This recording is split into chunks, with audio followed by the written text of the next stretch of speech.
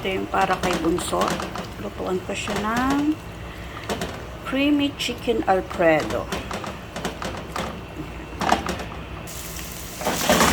After this, set aside natin.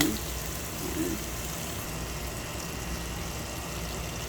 Lagay tayo ng butter tsaka bawang.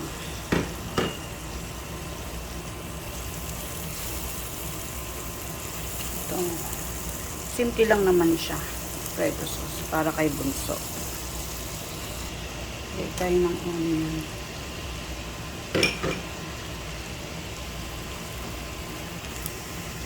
And cooking whipping cream.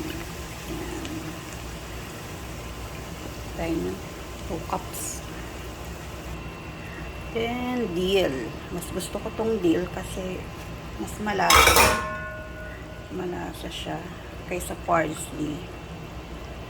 Tapos niyan, ano natin ang chicken. Ilagay na natin. Ilagay natin yung chicken. Ito. Ilagay natin ng konti. And salt and pepper.